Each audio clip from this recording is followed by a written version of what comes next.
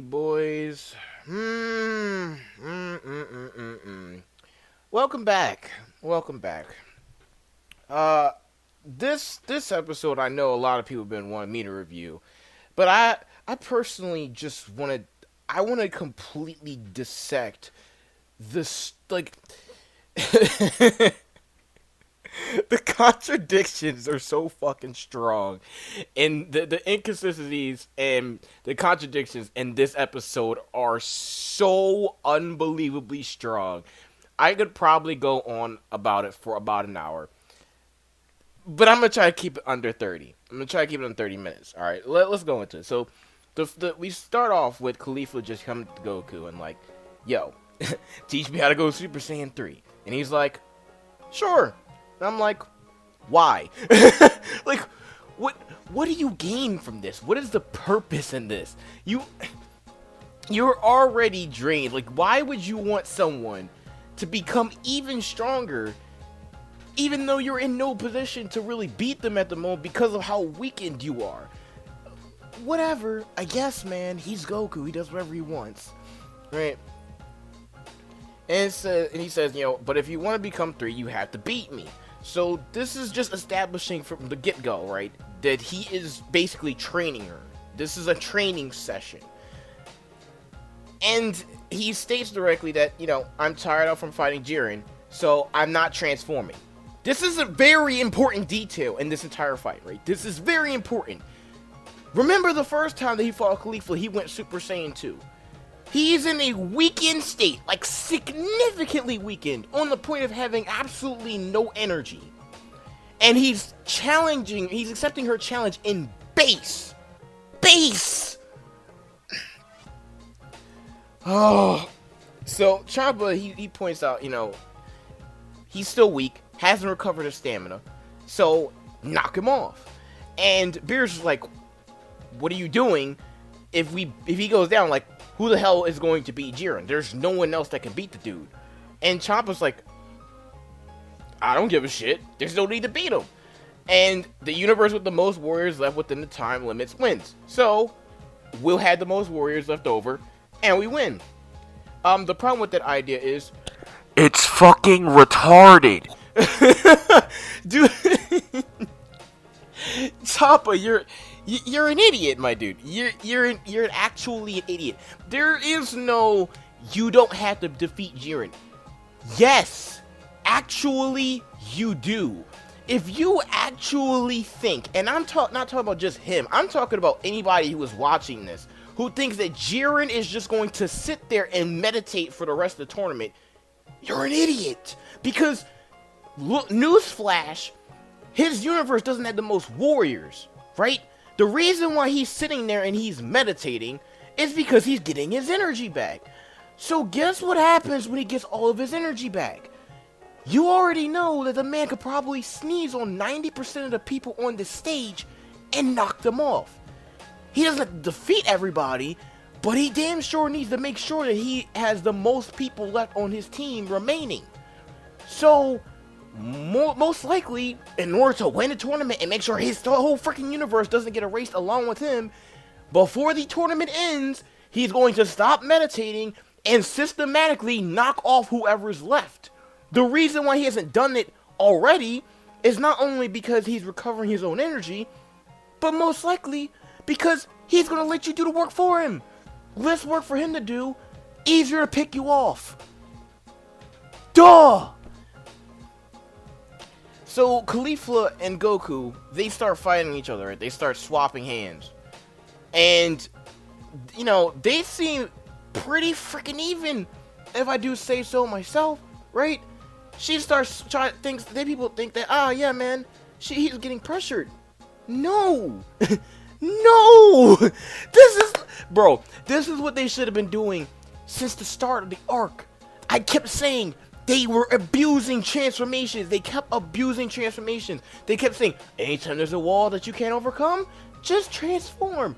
No skill, no technique, no finessing. None of that shit. Just raw power. That's all they've been doing this entire time. And the writers are proving that Goku could have finessed all over Khalifa's face earlier, the last time they fought, when they were both going Super Saiyan 2. But this time, he is in a weakened state, in base, styling all over Caulifla's face.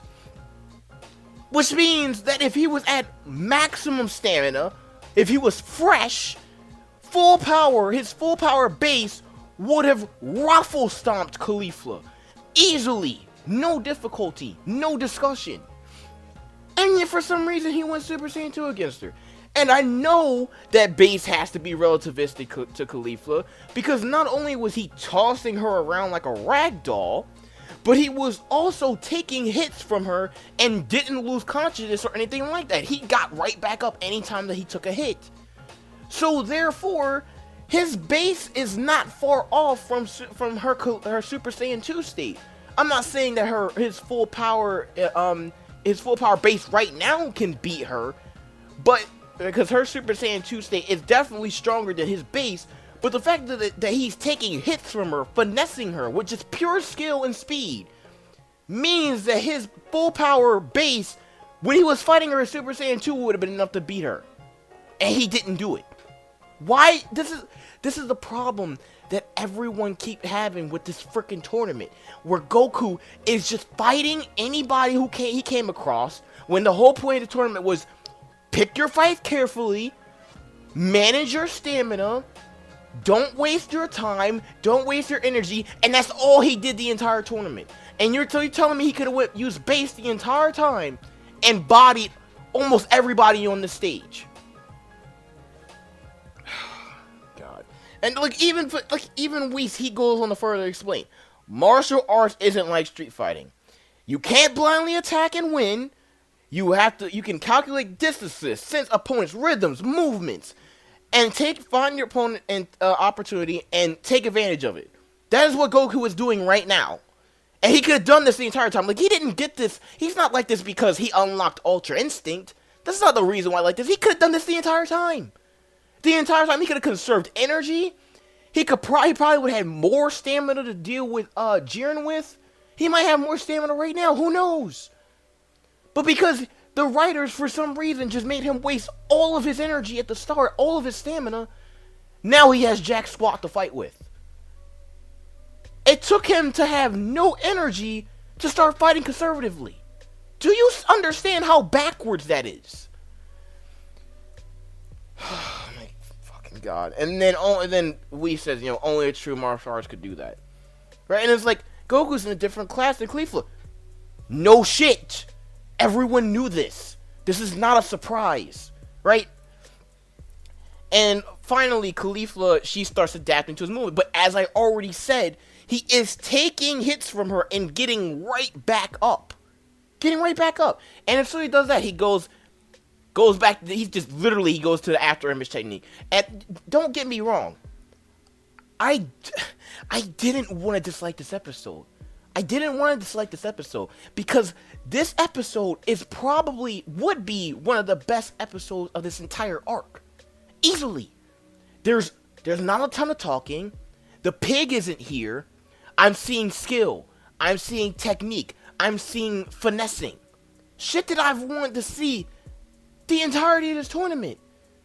But the fact that they waited this long to do this, and they're directly contradicting everything that Goku did in the past, they're contradicting their own writing. I can't sit here and objectively say that's okay, that makes sense, right?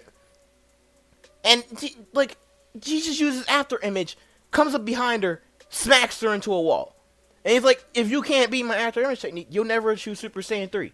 It's not gonna happen. You're not gonna achieve it at all, right? It's not gonna happen. I'm telling you, and I'm gonna tell you right now for a fact. People were saying, "I'm gonna be so mad at Caulifla goes Super Saiyan 3 in the tournament." It's probably not gonna happen. I'm just telling you, it's probably not gonna happen. It would be implausible for it to happen. Super Saiyan 1, Super Saiyan 2, I can look over. If she goes Super Saiyan 3, nah, that ain't cool. That don't make any fucking sense. It took Goku 7 years, right, to get Super Saiyan 2 and Super Saiyan 3. If she gets it just for fighting for less than an hour, after she just got Super Saiyan 2 for fighting for like a day, nah, I ain't gonna be down with that shit, right? And so they're still trading hands. He's still showing, he's still finessing Khalifa. Still further proving my point that the writers do not know what they're doing. Because he could have been doing this the entire time, all the way back when, saved his energy. Nah, he just got to use Super Saiyan Blue like 5 to 6 times for no reason, right? They're still trading hands. And, we says Khalifa-san has the potential with her from the start, as in because she's actually starting to gain on him and starting to unlock her true potential, right? She already had the potential, so now she's starting to adapt and match him in power. I don't have a problem with that. I've been said that from the past, that she had the potential to do all this shit, because people keep forgetting, like, these are the best warriors from their respective universes. If she wasn't capable of at least doing this, there would be no point in her being here. There'd be no point, right? They're still trading hands. They're still very much relativistic and even to each other. And then finally, Goku gets pushed to a point where he's like, okay, you've basically gained on my base state while drained. And then the writers go and do this stupid shit where Goku is just like doing... You guys remember when Goku first transformed into a Super Saiyan? Does this not look familiar to you? What is the purpose of this? We know for a fact that Goku and Vegeta can go Super Saiyan or Super Saiyan Blue in literally a half a second. What is the point of the scene? What is the purpose? What does it serve? Establish hype? No. Please, stop. Please. I beg you, stop. Stop it now. Please. And Khalifa says, okay, are you going to go Super Saiyan 3? And he's like, I haven't recovered the stamina for that yet. I have something that I want to talk about. It's a theory, but if this theory is proven true, I'm going to be very upset. I'm going to be very upset, right? And this literally, as soon as he goes Super Saiyan 2, Khalifa just starts getting wrecked. Like, hands down. Like, she was like, what? Like, is this the same Super Saiyan 2 power? What's going on? Because he literally, if he had all of his stamina, base Goku could addict you. He went Super Saiyan 2 before, I guess it's some sort of kindness. I already knew he was heavily suppressed, right? But why would you go Super Saiyan 2 if you could have used base? I'm sorry. Khalifa uses her killer technique, the Crush Cannon, and blocks it. No difficulty. Effortless. They go back to trading hands, and she lands another blow on him. And she's like, okay, I want to beat you quickly and become Super Saiyan 3. And he praises her. But the thing is, he's still not concerned. He is glad that she's improved. He's surprised that she's gotten this far. But he's not, like, shocked or concerned. He's just like, oh, okay, not bad. But you're trained. She is barely keeping up with drained you, Goku. Drained. Heavily suppressed. Which means if you had all of your energy, this fight, wait for it, would already be over. And they both go on to release more of their power, right? And he smashes her into rocks. He takes some blows. And he goes on again. I can't believe you gotten this strong, Khalifa. And then invites Kale into the mix. What? Why would you do that? Why would you freely welcome the girl who bodied you while you were in Super Saiyan Blue? Hello? What? Hello? Am I missing something here? Am I missing? So, Kale goes Super Saiyan. I cannot tell what type of Super Saiyan this is at all. I can't tell if this is like grade 2 Super Saiyan, like when like Vegeta, he goes Super Vegeta. I don't know what this is, because when she goes Super Saiyan Caulifla, she doesn't gain any muscle. She doesn't get bulkier. Every time that she goes Super Saiyan, she gets bulky. I don't get it. I don't understand what, like, I don't know if this is like her own form or a Super Saiyan or whatever. Regardless, they start throwing hands and it looks like he's getting pressured, right? and he's trying to keep them off, of him, right? And they're actually getting the upper hand by double teaming him, and they land a clean hit on him. Yet again, though, he blocks it, and apparently he hasn't taken that much damage. He's like, it hurt a little bit, but I'm still fine. And then this happens. He blocks Super Saiyan 2 Khalifa and Super Saiyan Kale at the same time. The same time. I'm I cannot be fucking asked. Are you fucking kidding me, man? So you're telling me that drained Super Saiyan 2 Goku is capable of keeping up with Khalifa and Kale, but max power Super Saiyan 2 or even Super Saiyan 3 couldn't beat Kale while in Berserk? Why? This is literally the whole reason why I started making reviews, why I started ranting about this shit. Because I already explained a while ago, it was complete and utter bullshit that he needed to use Blue in order to even challenge Kale. Kale in Berserk should not have been bodying Super Saiyan 2 Goku, suppressed or not. This is proving my point. If this guy in Super Saiyan 2 is capable of this, Super Saiyan 2 at max power should have been relativistic or equal to her in Berserk. Sorry. It's just, that doesn't make any fucking sense. And they're wondering, the people in the stands, like Beerus and Roshi, they're like, what's going on? They're like, how is he keeping up with them? Is this Ultra Instinct? No, it's not. As Whis directly says, that's not possible. It's extremely hard to achieve, and it's hard to maintain.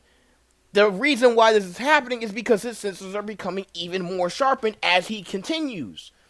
And to make things even crazier than that, it appears that the writers have not forgotten about the fact that Goku can go Super Saiyan 3, as he goes Super Saiyan 3 right here and just easily nullifies both of their attacks simultaneously.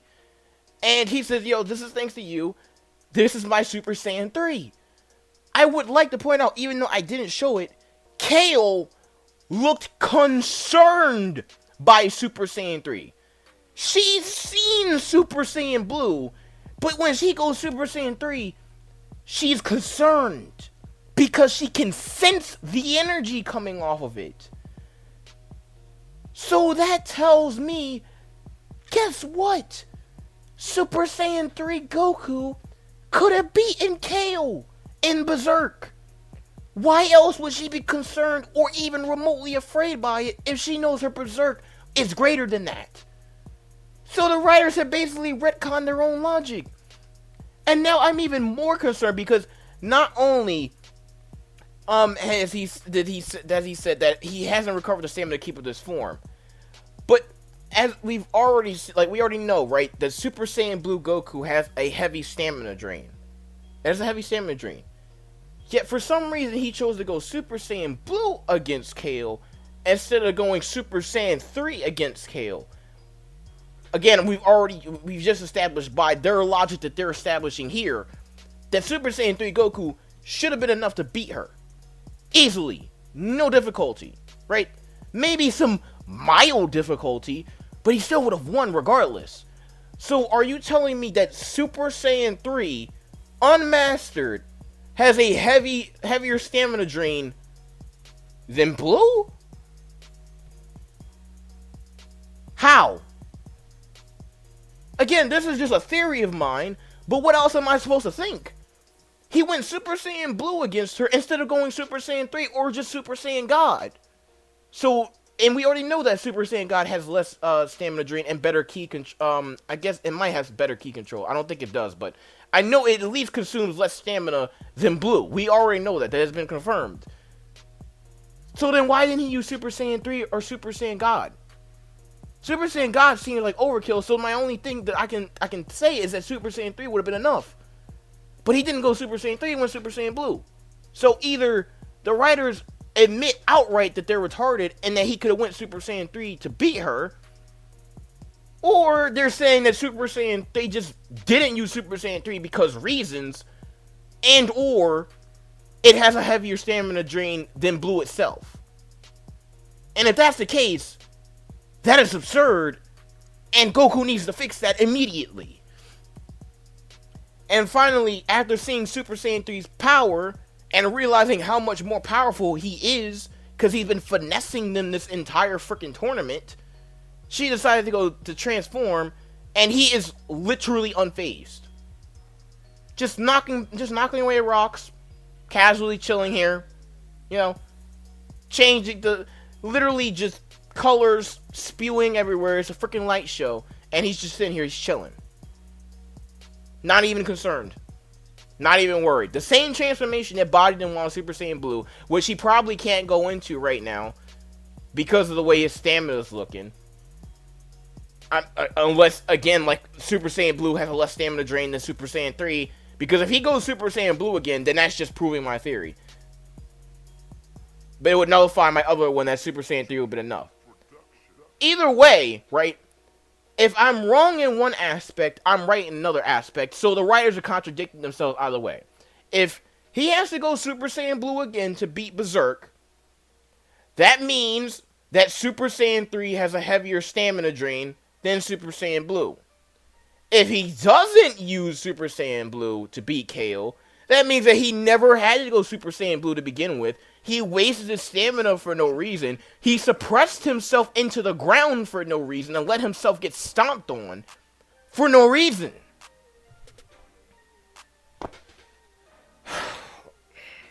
I cannot be asked with this series, dude. I can't be asked. I can't be asked at all. I'm giving this episode a 5 out of 10. It would have been an 8 or 9 out of 10 if it wasn't for all the stupid shit that happened before. This is an 8 out of 9, 10 episode, but you've contradicted everything you've established in the past. You just contradicted it. You're telling me that he could have been using base basically the entire time and dicking on half the people here. And he didn't. He just kept transforming and wasting stamina for no reason. Nice. Nice job. You guys are brilliant. But before I even end it there, what is this? What is this? This is cheating. Literally, this is cheating. Why is no one talking about how this is literally cheating? Why? People are just like, ooh, Khalifa and KO fusion? I like it. Ooh. That earring had to have come from outside the ring. Excuse me, but according to Zeno, no outside help from the ring. No outside help. That was the rules. Correct me if I'm wrong. That was the rules. No attacking from the outside. No help from the outside. And yet, Zeno is consistently allowing people to help from the outside. Throwing in this ring it's cheating.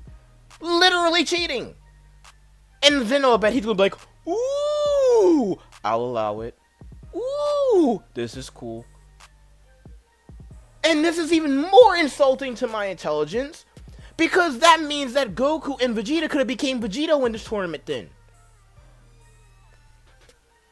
That means that they could become Vegeta. Now this opens up the door that now Vegito can beat Jiren if need be. Because if Goku and Ultra can go into Ultra Instinct, that means Vegito can go into Ultra Instinct. Because Vegito can do whatever Goku can do. It's a combination. It's literally Goku multiplied by Vegeta. Whatever they can do, Vegeta can do.